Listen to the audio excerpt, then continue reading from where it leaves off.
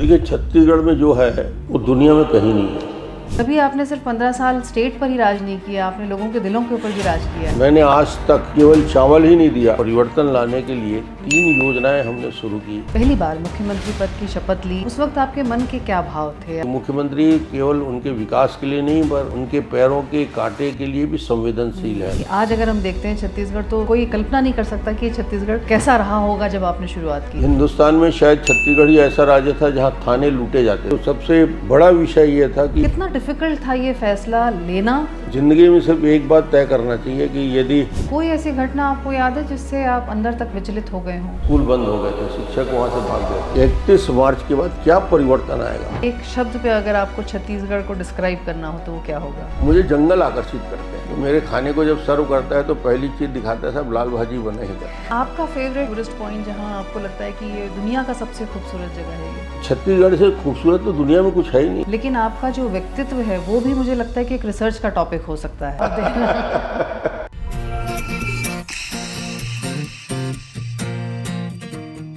सफलता, तरक्की और भविष्य वैसे तो कई बातों को ध्यान में रखकर तय होता है, लेकिन सबसे ज़रूरी होती है शुरुआत, मजबूत नींव और सही दिशा में उठाए कदम। और यही खूबियां हैं हमारे आज के इस एपिसोड के गेस्ट में, जिन्होंने अपने विजन और सूझबूझ से न सिर्फ छत्तीसगढ़ की मजबूत नींव रखी, बल्कि करोड़ों छत्तीसगढ़ वासियों के सुनहरे भविष्य के लिए फोकस्ड होकर काम किया। हमारे आज के मेहमान हैं छत्तीसगढ़ के पूर्व मुख्यमंत्री और वर्तमान में विधानसभा अध्यक्ष डॉक्टर रमन सिंह जी। नमस्ते डॉक्टर साहब। नमस्कार। आप 15 साल मुख्यमंत्री रहे। जब आपने छत्तीसगढ़ 3 साल का था और 18 साल का हुआ, तब तक आपने उसकी जर्नी को देखा है, उसके विकास में आपका अहम योगदान भी रहा है। क्या क्या काम हुआ ये तो हम सब जानते हैं, डेवलपमेंट भी हमने सबने देखा, लेकिन हम ये जानना चाहते हैं कि जिस दिन आपने पहली बार मुख्यमंत्री पद की शपथ ली और जब आप कार्यालय गए, उस वक्त आपके मन के क्या भाव थे? आप जिम्मेदारी का महसूस हो रही थी, नर्वसनेस थी या कॉन्फिडेंट थे आप? मुख्यमंत्री बनने के पहले एक यात्रा दिल्ली तक हुई और केंद्र में करीब करीब 4.5 साल तक मंत्री रहने का अवसर आया। छत्तीसगढ़ और देश को एक अलग दृष्टिकोण से देखने का अवसर मिला। छत्तीसगढ़ में जब प्रदेश अध्यक्ष बना जी। एक नई जवाबदारी के साथ यहाँ के संगठन का नेतृत्व संभाला, केंद्रीय मंत्रिमंडल से इस्तीफा दिया, मन में असमंजस था और एक चुनौती भी थी कि क्या छत्तीसगढ़ में सरकार बन सकती है, क्या भारतीय जनता पार्टी की जीत होगी, और उसी विश्वास के साथ आगे बढ़े।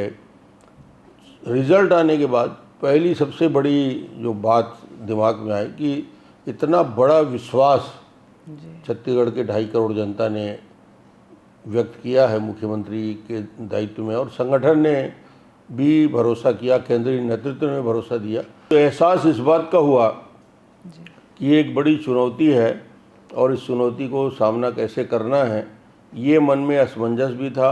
और उस समय एक प्रकार से लग रहा था कि नए राज्य के नेतृत्व संभालने में क्या क्या दिक्कतें आएंगी, तो एक विचार और मनन चल रहा था दिमाग में। जी, अगर ये आपने कहा कि एक नए राज्य की जो चुनौती होती है, और ये हम सभी को मालूम है कि जब छत्तीसगढ़, जब आपने बागडोर संभाली, उस वक्त बिल्कुल व्यवस्थित नहीं था छत्तीसगढ़, तो क्या विजन आपने तय किया था और कैसे आपने एक रोड मैप बनाया जिसको आपने इतना स्ट्रक्चरली एग्जीक्यूट किया कि आज अगर हम देखते हैं छत्तीसगढ़, तो कोई कल्पना नहीं कर सकता कि छत्तीसगढ़ कैसा रहा होगा जब आपने शुरुआत की थी? 2000 में माननीय अटल बिहारी वाजपेयी जी ने छत्तीसगढ़ का निर्माण किया। 2000 से 2003 कांग्रेस की सरकार रही और 2003 में भारतीय जनता पार्टी को अवसर मिला। उस समय चुनौती जो छत्तीसगढ़ के लिए सामने थी, और वो चुनौती सबसे बड़ी चुनौती मैं कहूँगा कि छत्तीसगढ़ का जो विकास है, इंफ्रास्ट्रक्चर है, बहुत कमज़ोर है। और दूसरा सबसे महत्वपूर्ण विषय था कि पलायन काफ़ी बड़ी संख्या में होती थी। तीसरी चुनौती थी कि छत्तीसगढ़ का गरीब तबका है, बस्तर से सरगुजा तक, वहाँ IMR, MMR, माल न्यूट्रिशन, शिशु मृत्यु दर, मातृ मृत्यु दर, ये एक बड़ी चुनौती के साथ छत्तीसगढ़ में सामने आने का मौका मिला। तो ये इन चुनौतियों को सामने लेकर ही एक कार्य योजना बनाने का विषय आया दिमाग में, और ये इसकी कार्य योजना पहले ही सत्र से ही 2003 में जब मुख्यमंत्री बना तब से उसकी आधारशिला रखने का काम किया हमने। आपने बहुत खूबसूरती से एक एक कड़ी को जोड़ा, जैसे क्योंकि आप प्रोफेशन से एक डॉक्टर रहे हैं और डॉक्टर जो जब इलाज करता है तो वो अपनी मरीज़ की पहले सारी परेशानियों को समझता है, फिर उसके हिसाब से इलाज करता है। जब आप राजनेता बने तो आपने यही फ़िलॉसफी को अपने काम में भी लिया और आपने कई आधारभूत जो विषय थे या क्षेत्र थे उन पे तो काम किया ही, साथ ही जो डेवलपमेंट या विकास के काम थे, टेक्नोलॉजीज़, उन पर भी काम किया। तो ये बहुत ही खूबसूरत बैलेंस था। क्या आपको लगता है कि जो आपने निर्णय या फैसले लिए उनमें एक ह्यूमन टच भी बहुत ज़्यादा था, और जिसका सबसे बड़ी एक मिसाल अगर हम बात करें तो छत्तीसगढ़ फूड सिक्योरिटी एक्ट था, जो कि एक बहुत ही आधारभूत चीज़ से जुड़ा हुआ था। तो आपको लगता है कि आपका संवेदनशील होना भी एक बहुत बड़ा इम्पोर्टेंट रोल प्ले किया? जब मैं मुख्यमंत्री बना तो प्रेजेंटेशन में दिखाया गया कि छत्तीसगढ़ में खाद के भंडार भरे हैं, गोदामों में चावल है, स्थिति ठीक है। मगर जब ये अध्ययन हुआ कि उस खाद्य जो गोदाम थे उसके नीचे रहने वाले लोग रात में भूखे सोते हैं, बस्तर और सरगुजा में कोदो कुटकी खाने के लिए लोग मजबूर हैं, और जिस प्रकार से पलायन हो रहा है, तो सबसे बड़ा विषय ये था कि इस चुनौती को कैसे सामना किया जाए। और उसी में जब खाद्यान्न सुरक्षा का कानून छत्तीसगढ़ में आया, और मुझे लगता है देश का पहला कानून बना जिसमें न केवल उनके अधिकार के क्षेत्र में लाया बल्कि कानून बनाकर कि आने वाली कोई सरकार उसको बदल ना सके, फूड सिक्योरिटी एक्ट बनाया और उसको और आगे बढ़ा के उसको न्यूट्रिशनल सिक्योरिटी में लाया। केवल चावल ही नहीं दिया, चावल के साथ उनको चना दिया, प्रोटीन की कमी थी लोगों में, आयोडाइज साल्ट दिया। तो ये एक प्रकार से बस्तर से लेकर सरगुजा तक या पूरे छत्तीसगढ़ के उस वर्ग के लिए सबसे बड़ी राहत थी कि उनको कम से कम ये तो तय हो गया कि छत्तीसगढ़ में कोई भूखे नहीं सोएगा। तो ये तो आपने एक बहुत ही, जिसको कहते हैं कि मानवीय लेवल पर काम किया। लेकिन दूसरी समस्या जो बहुत मेजर थी जिस वक्त आप मुख्यमंत्री बने, नक्सलवाद की समस्या बहुत थी, और आपने उस वक्त ये मुहिम चलाई कि नक्सलवाद को ख़त्म किया जाए, उन क्षेत्रों का डेवलपमेंट किया जाए, उन लोगों को मुख्य धारा में जोड़ा जाए। कितना डिफ़िकल्ट था ये फैसला लेना और एग्जीक्यूट करना? छत्तीसगढ़ में नक्सल समस्या को लेकर जब रणनीति की बात आई तो सबसे बड़ी चुनौती ये थी कि छत्तीसगढ़ में जो फोर्स उस समय थी जी, वो फोर्स में से अधिकांश लोग काफ़ी उम्र के हो चुके थे, युवा बल की कमी थी। तो सबसे बड़ा काम सबसे पहले ये हुआ कि नई टीम को, नए पुलिस बल की नियुक्ति की और करीब करीब 60-70 हज़ार नए लोगों को पुलिस में लाने का काम किया।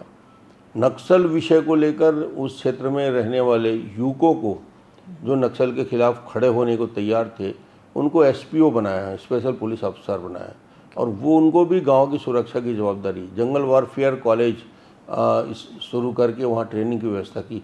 हमारे थाने ऐसे थे कि कच्चे मिट्टी के थाने थे, कोई इधर से घुस के दूसरी तरफ चला जाता था। हिंदुस्तान में शायद छत्तीसगढ़ ही ऐसा राज्य था जहाँ थाने लूटे जाते थे। उस पूरे दौर में हर महीने एक थाने लूटने की समाचार मिलता था और पूरे शस्त्र ले जाते थे।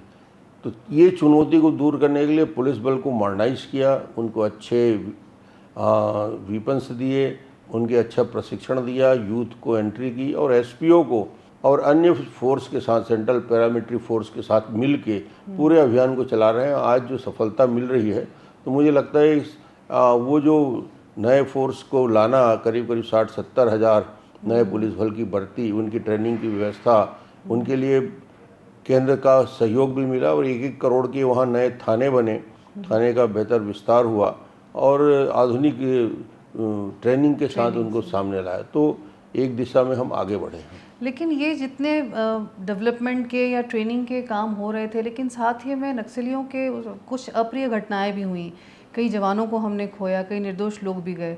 कोई ऐसी घटना आपको याद है जिससे आप अंदर तक विचलित हो गए हों? उस पूरे 15 साल में नक्सलियों के बहुत सारी क्रूरता को हमने देखा, और वो चाहे सुकमा हो, चाहे कोंटा हो, चाहे नारायणपुर हो, चाहे बीजापुर हो, या राजनांदगांव की घटना। जब राजनांदगांव के चौकी के और मोहल्ला के बीच की घटना हुई, जहाँ चौबे हमारे एसपी हुआ करते थे वो शहीद हुए। और उनके साथ करीब करीब 22 जवान मोटरसाइकिल में थे और ये खुद थे। उनको खबर मिली और वो निकले, और जिस प्रकार एम्बुश लगा के उनको उनकी हत्या हुई और जिस प्रकार 22-25 जवान सड़क में मारे गए, तो मुझे लगता है कि उस घटना के बाद ये तो तय हो गया था कि अब नक्सलियों के खिलाफ निर्णायक लड़ाई की तैयारी हो जाए। और अब उसमें चौबे की शहादत हुई और उसने बहादुरी के साथ इस काम को किया, और पुलिस बल में भी ये भावना है कि कब तक हम इस प्रकार करते रहेंगे, आक्रामकता के साथ उस लड़ाई के लिए तैयार हुआ। तो वो घटना हमेशा मुझे याद रहता है, क्योंकि राजनांदगांव ज़िले की ही घटना थी और उस घटना में काफ़ी नुकसान हुआ था। आपने इतने सारे फैसले लिए, जब आपका 15 साल का कार्यकाल रहा, आपने हर क्षेत्र में काम किया, चाहे वो शिक्षा हो, स्वास्थ्य हो, कौशल विकास का काम रहा हो, या इंडस्ट्रियल हब बनाने के लिए आपने इनक्रेडिबल छत्तीसगढ़ जैसा एक मुहिम शुरू की।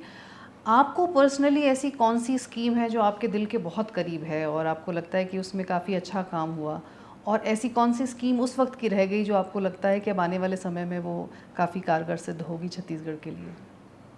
देखिए, योजनाएं छत्तीसगढ़ में काफ़ी हम लोगों ने तैयार की और उस योजना का क्रियान्वयन भी हुआ। और सबसे महत्वपूर्ण विषय उस समय यह था कि एक तो खाद्यान्न सुरक्षा का विषय तो चुनौती थी, दूसरा कौशल उन्नयन का, बेरोजगारों के लिए रोजगार के अवसर। और ये चुनौती बहुत पूरे छत्तीसगढ़ के साथ साथ बस्तर में चुनौती इसलिए बड़ी हो गई थी कि वहाँ के सारे स्कूल तोड़ दिए गए थे, स्कूल बंद हो गए थे, शिक्षक वहाँ से भाग गए थे। तो पहला बड़ा प्रयोग वहाँ पे पोटा केबिन का हुआ, जहाँ 10-10 स्कूलों के बीच में एक पोर्टेबल केबिन बनाया गया, जहाँ बच्चों को रेजिडेंशियल स्कूल बनाया गया।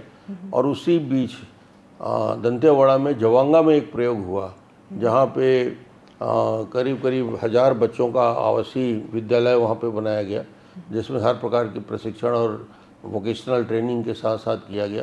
तो ये एक देश के लिए मॉडल बना एजुकेशन के सेक्टर में, और ख़ास तौर से ट्रैवल एजुकेशन के सेक्टर में। तो जवांगा आज भी एक दंतेवाड़ा का एक बड़ा प्रोजेक्ट है, जिसकी क्रियान्वयन होने से पूरे उस क्षेत्र में एक नया वातावरण का निर्माण हुआ। और कौन सी ऐसी स्कीम है जिसका आपको मलाल रहा कि वो जैसा आपने सोचा था उसका एग्जीक्यूशन वैसा नहीं हो पाया? देखिए, एग्जीक्यूशन तो सरकार जब रहती है तो कोई ना कोई योजना में कम और ज़्यादा हो जाता है, मगर मुझे लगता है कि कुछ प्रोजेक्ट ये बस्तर के चेहरे बदलने के लिए थे। जैसे एक नगरनार का प्लांट आया, अपने आप में बहुत शानदार प्लांट है, और उसके पहले टाटा का एक स्टील प्लांट आना था, तो वो भी उस क्षेत्र में एक व्यापक परिवर्तन लाता। तो शायद कुछ गलतफहमियों की वजह से वो ना आ पाया, और वो भी एक प्रोजेक्ट बस्तर के लिए और छत्तीसगढ़ के लिए बहुत उपयोगी प्रोजेक्ट था। डॉक्टर साहब, आपके जो काम आपने किए हैं उनकी तो मिसालें मुझे लगता है देश में विदेश में सब जगह हैं, लेकिन आपका जो व्यक्तित्व है वो भी मुझे लगता है कि एक रिसर्च का टॉपिक हो सकता है। तो आपकी लाइफ की फ़िलॉसफी क्या है, और वो जो लाइफ की आपकी फ़िलॉसफी है वो आपके काम में कितना मदद उसने साबित की? मैंने ज़िंदगी में एक ही चीज़ सोचा और तय किया है जी जिस ऑर्गेनाइजेशन से मैं हूँ, जी उस ऑर्गेनाइजेशन के आदेश के हिसाब से बेहतर तरीके से काम करना और अपने काम पे ही पूरी तरीके से फोकस करना। मैंने आज तक राजनीतिक जीवन में 40 साल बिताने के बाद भी किसी पद के लिए कभी आग्रह केंद्रीय नेतृत्व से नहीं किया। जो जवाबदारी दी गई है उस जवाबदारी का 100% क्रियान्वयन किया।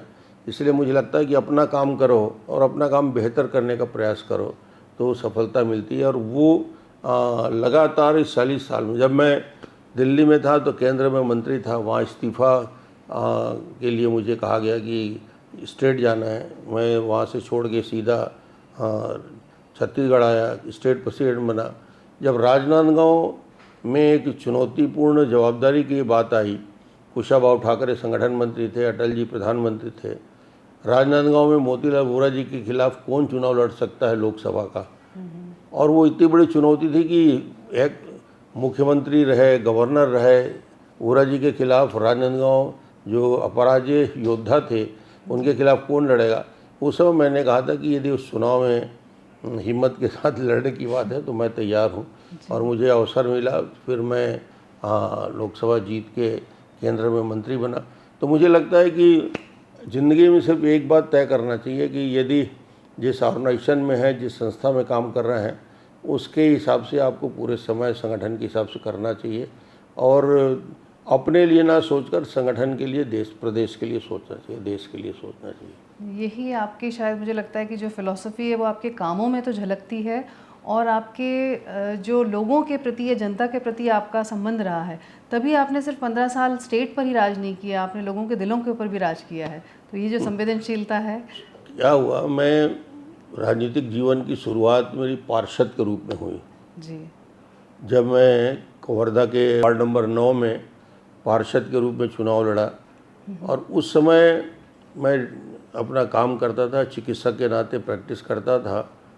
तो एक प्रोजेक्ट उस समय शुरुआत किया गया, भारत माता चिकित्सालय, जहाँ गरीब लोगों को इलाज निःशुल्क करना था और वो एक डॉक्टर ढूंढ रहे थे। ये संघ का ही प्रकल्प है वो। तो मुझसे पूछा गया कि उस बस्ती में जो अनुसूचित जाति की बस्ती थी, वहाँ प्रैक्टिस करने के लिए कौन तैयार है, समय कौन देगा। तो मैंने तय किया कि वहाँ जाके मैं उस दलित बस्ती में काम करूं। तो मुझे लगता है कि जब जीवन के प्रारंभिक दौर में ही ये समझ में आया कि लोग इलाज कराने मुश्किल है उनके लिए दवाई खरीदना मुश्किल है, वो डॉक्टर के पास जाना उनके पास मुश्किल है। तो ये भी समझ में आया कि उनको आप प्रोटीन की दवाइयाँ या कैप्सूल देने से कोई फ़ायदा नहीं। यदि वो खुद माल न्यूट्रिशन से पीड़ित है, कुपोषण से पीड़ित है, तो उसको कैप्सूल और दवाई का असर नहीं होगा। तो दो चुनौती तो ये सामने आई कि पहला कि उनके लिए बेहतर खाने की व्यवस्था हो, दूसरा बेहतर चिकित्सा की व्यवस्था हो। तो फूड सिक्योरिटी एक्ट के साथ 50,000 रुपया तक निःशुल्क इलाज की व्यवस्था के लिए स्मार्ट कार्ड दिया। छत्तीसगढ़ के प्रत्येक व्यक्ति को, ये देश में अपने आप में अनूठी योजना थी, 50,000 रुपया तक के निःशुल्क इलाज की व्यवस्था हुई और खाद्यान्न। तो दो बड़ी चुनौती को एक साथ सामना करने के लिए काम हुआ और उससे आप देखेंगे 2003 से 18 की इस पूरी यात्रा में स्टेट का IMR इन्फेंट मोर्टेलिटी रेट हो, MMR हो, माल न्यूट्रिशन का दर हो, इसमें ज़बरदस्त गिरावट हुआ। और चौथा काम कि जो IMR का जो बड़ा कारण था इंस्टीट्यूशनल डिलीवरी ना होना, तो ये इंस्टीट्यूशनल डिलीवरी को प्रमोट करने के लिए लोअर लेवल में, नीचे स्तर में भी कम से कम ट्रेंड नर्सेस रहें, वहाँ पे चिकित्सक पहुँचें। तो ये तीन चीज़ का काम होने से ये प्रदेश में एक ज़बरदस्त परिवर्तन आया और सुरक्षित प्रसव को हमने आगे बढ़ाया। जी, आपने जैसे कहा कि आपने अपने प्रारंभिक समय में ही आपने एक दलित बस्ती में जाकर आपने इन समस्याओं को समझा, लेकिन जब आप मुख्यमंत्री रहे तब आपने काफ़ी ग्रामीण इलाकों में दलितों के लिए, कृषकों के लिए, आदिवासियों के लिए, जनजाति उसके लिए आपने बहुत काम किए, बहुत सारी पॉलिसीज़ बनाई। आप क्या देखते हैं कि छत्तीसगढ़ में आदिवासी बहुल हम कहें अगर पॉपुलेशन है, तो किस तरह के काम हुए हैं और आज उनके अपलिफ्टमेंट के लिए क्या काम हो रहा है और आगे वो और क्या शेप लेगा? देखिए, करीब करीब 32% आबादी ट्राइबल पॉपुलेशन है अनुसूचित जनजाति की और करीब करीब 11% अनुसूचित जाति की। तो छत्तीसगढ़ को मिला दें तो करीब करीब 32 और 11-12 मिला के 42-43% SC ST का पॉपुलेशन छत्तीसगढ़ में है। 50% से ज़्यादा भूभाग जिसमें अनुसूचित जाति के लोग रहते हैं। इनके जीवन में परिवर्तन लाने के लिए 3 योजनाएं हमने शुरू की जो गरीबों के जीवन में परिवर्तन आ सकता है। उनको एग्रीकल्चर से जोड़ के उनके लिए पट्टे की व्यवस्था की, उनके खाद के लिए व्यवस्था की, उनके लिए अच्छे PDS सिस्टम बना के खाने की व्यवस्था की, मोबाइल यूनिट वहाँ पे चिकित्सालय का वहाँ पे डाला और बड़ा काम उनके लिए हुआ।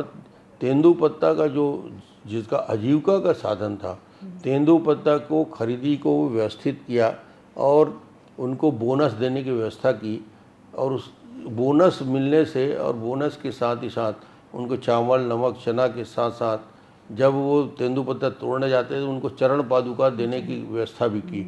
तो ये सारे सिस्टम से अनुसूचित जनजाति और जाति के लोगों को लगा कि मुख्यमंत्री केवल उनके विकास के लिए नहीं पर उनके पैरों के कांटे के लिए भी संवेदनशील है। तो ये एक भाव जागृत हुआ, इसलिए एक बार, दो बार, तीन बार लगातार जो समर्थन मिला तो लोगों के दिल से जुड़ने का काम हुआ। तो ये उस योजना का असर है कि आज पूरे बस्तर से सरगुजा तक जो कनेक्टिविटी थी जीरो थी। हिंदुस्तान में अकेला छत्तीसगढ़ है जहाँ नेशनल हाईवे मिट्टी का हुआ करता था। दंतेवाड़ा, बीजापुर, नारायणपुर, इधर बलरामपुर से लेकर बस सड़कें थी नहीं। आश्चर्य करोगे 40,000 किलोमीटर सड़कों का निर्माण छत्तीसगढ़ में हुआ, 10,000 किलोमीटर नेशनल हाईवे के सड़कों का निर्माण हुआ, करीब करीब 46,000 नए प्राइमरी मिडिल हाई स्कूल खोले गए, 2 मेडिकल कॉलेज से 10 मेडिकल कॉलेज हुआ, IIM आया, IIT आया, NIT आया, हिदायतुल्लाह यूनिवर्सिटी आया, ट्रिपल IT आया। इनका एक असर पूरे छत्तीसगढ़ में हुआ। एक नर्सिंग कॉलेज हुआ करते थे छत्तीसगढ़ में जब मैं मुख्यमंत्री बना, आज 84 नर्सिंग कॉलेज है। 240 कॉलेज से बढ़ के 440 महाविद्यालय हुए, इंजीनियरिंग कॉलेज की संख्या 4 गुनी बढ़ी।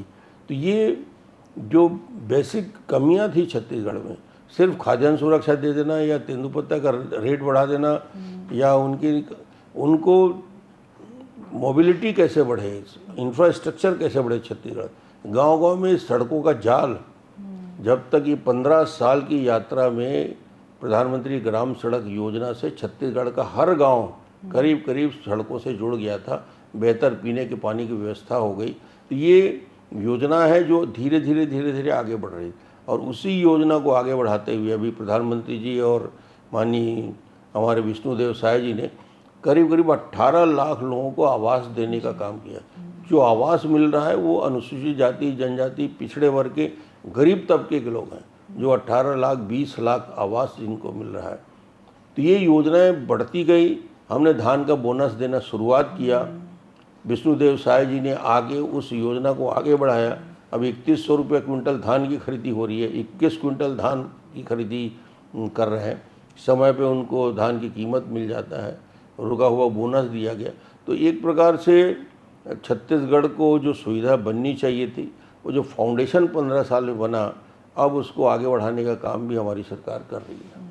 ये आपने हर क्षेत्र में काम किया, लेकिन जो एक आपने टूरिज़्म और कल्चर का भी जो बढ़ावा दिया, उसमें हम अगर देखें तो देश ही नहीं, मतलब विदेशों में भी छत्तीसगढ़ ने अपनी एक छाप छोड़ी है। तो आपको क्या ऐसा लगता था कि छत्तीसगढ़ में ऐसा क्या है जो इंटरनेशनल प्लेटफॉर्म पर जाना चाहिए और लोग उसको जाने कि छत्तीसगढ़ बाकी दुनिया से अलग है? देखिए, छत्तीसगढ़ में जो है वो दुनिया में कहीं नहीं है।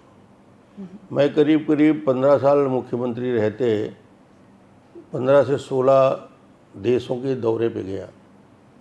यूरोप पूरा घूमा, अमेरिका घूमा, अफ्रीका के जंगलों में घूमा, सारे विकसित देश और कीनिया जैसे, सेनेगल जैसे कंट्री में भी गया।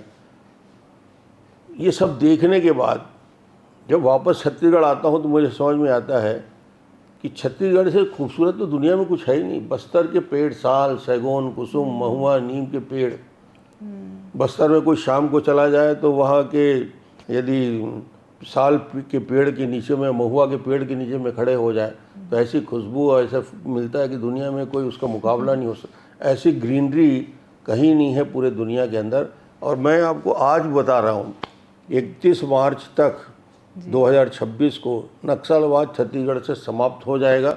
गृह मंत्री जी बोल रहे हैं, मुख्यमंत्री बोल रहे हैं, छत्तीसगढ़ के गृह मंत्री बोल रहे हैं, और मैं बोल रहा हूँ 31 मार्च के बाद क्या परिवर्तन आएगा।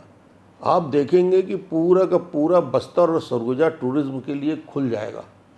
दुनिया देखेगी बस्तर क्या है, और ये जितने नॉर्थ ईस्ट और उत्तर के जाने वाले टूरिज्म हैं उनके लिए एक बड़ा रास्ता खुलेगा।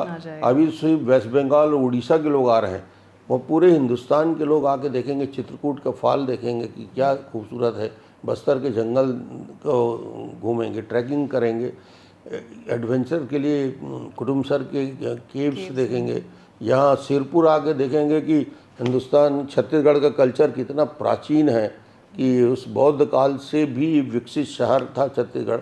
तो छत्तीसगढ़ को अब लोग जानेंगे ढंग से जब बस्तर और सरगुजा के अंदरूनी इलाके में जाके छत्तीसगढ़ को समझने का प्रयास करेंगे। तो मुझे लगता है अब छत्तीसगढ़ का टूरिज्म बड़ी छलांग लगाने के लिए तैयारी कर रहा है। जैसे ही शांति पूरी तरह से बस्तर में होगी, सरगुजा में हम बेहतर तरीके से इंफ्रास्ट्रक्चर भी बना रहे हैं, यहाँ से लेकर अंबिकापुर तक सड़कों का जाल बिछाया, जगदलपुर, बीजापुर, कोंटा तक अच्छी सड़कें बन गई, रुकने के अच्छे साधन हो गए। तो अब ये इंफ्रास्ट्रक्चर मिलने के बाद एक नए दौर में छत्तीसगढ़ जाएगा। तभी शायद आपने छत्तीसगढ़ को इतनी बारीकी से और इतनी खूबसूरती से समझा हुआ, तभी आपने अपने जब आप सीएम थे आपने टूरिज्म के लिए 2 बड़ी खूबसूरत लाइन दी थी छत्तीसगढ़ के लिए, छत्तीसगढ़ ट्राइबल प्लैनेट और फुल ऑफ सरप्राइजेस। तो ये आई थिंक बिल्कुल सटीक बैठती है। बिल्कुल फुल ऑफ सरप्राइज है। जो छत्तीसगढ़ आता है वो सम्मोहित होता है। एक शब्द जंगल के लिए कोई नहीं बोलता, जिसको मैं बार बार बोलता हूँ कि फॉरेस्ट में, जंगल में सम्मोहन है। आप जंगल को, फॉरेस्ट को, साल के, सैगोन के, कुसुम को, महुआ के पेड़ और वहाँ की खूबसूरती और ग्रीनरी को देखोगे तो वो सम्मोहन होता है, जंगल से प्रेम होता है। तो ये आकर्षण सिर्फ छत्तीसगढ़ में है, ये खूबसूरती सिर्फ छत्तीसगढ़ में है और वो बचा के रखे हैं छत्तीसगढ़ में। तो आने वाला कल निश्चित रूप से ये एक बेहतर दिशा में टूरिज्म का पूरा काम बढ़ेगा और हम विकास की दृष्टि में और आगे बढ़ेंगे। जी बिल्कुल। आप 3 बार के सीएम रह चुके हैं, अभी आप विधानसभा अध्यक्ष हैं। अगर आपको फिर से मौका मिले कि आपको स्टूडेंट बना दिया जाए और कॉलेज जाने के लिए कहा जाए, तो आप कौन सा सब्जेक्ट पढ़ना पसंद करेंगे?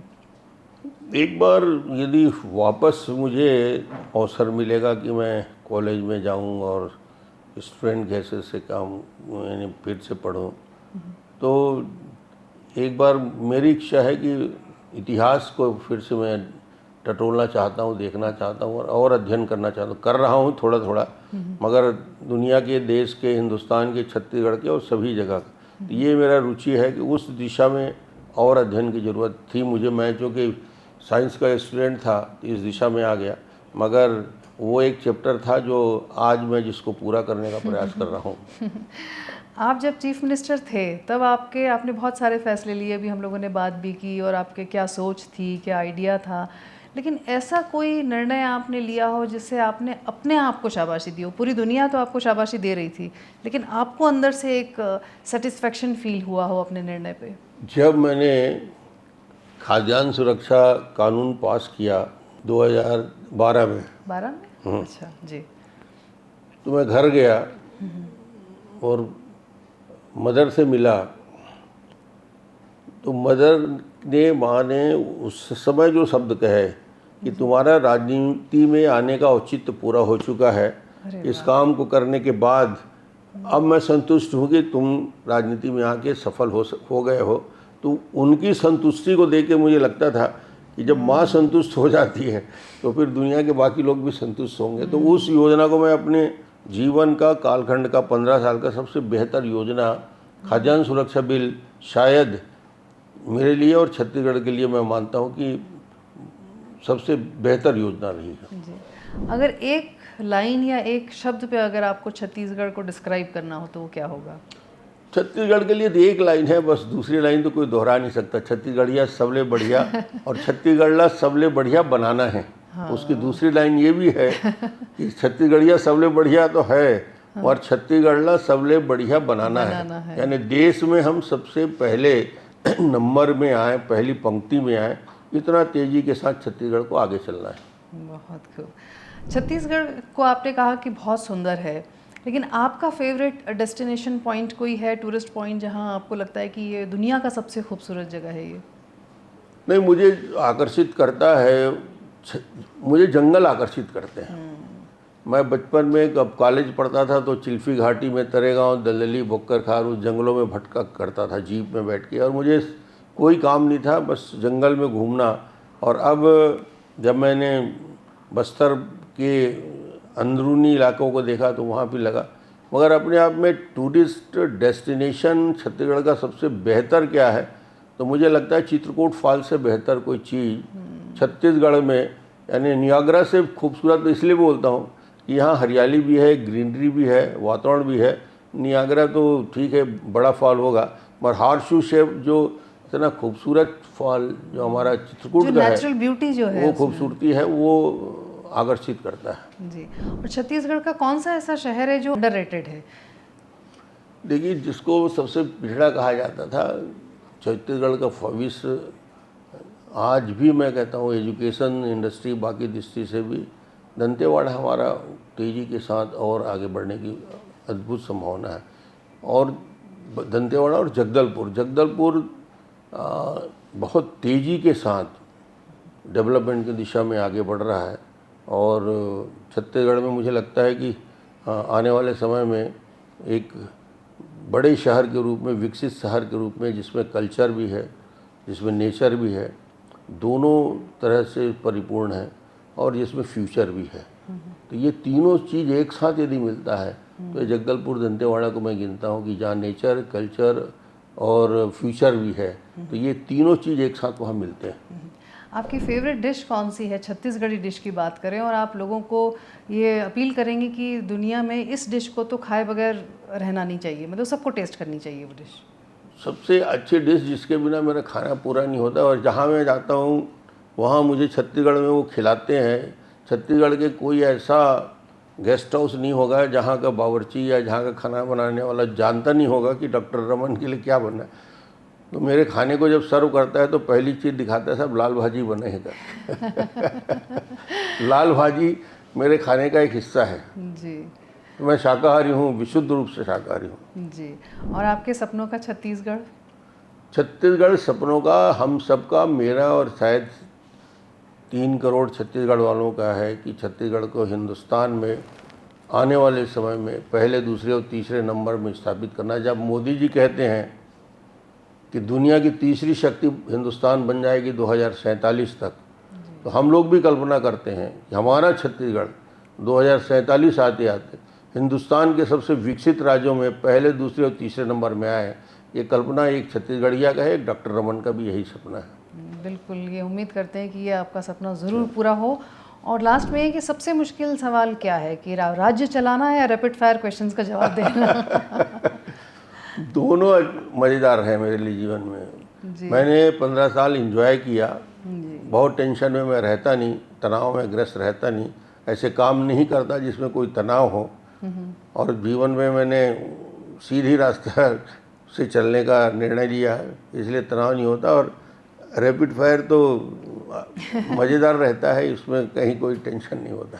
Thank you. बहुत धन्यवाद डॉक्टर साहब आपका, आपने इस पॉडकास्ट के लिए समय दिया। न सिर्फ इसका बल्कि इसका भी कि आज जिस छत्तीसगढ़ या युवा छत्तीसगढ़ में हम खड़े होकर अपने सपने गढ़ रहे हैं, उस छत्तीसगढ़ की मजबूत नींव देने का। और हमारी तरफ से और छत्तीसगढ़ के करोड़ों जो वासी हैं, छत्तीसगढ़ वासी, उन सब की तरफ से आपका बहुत धन्यवाद और बहुत आभार।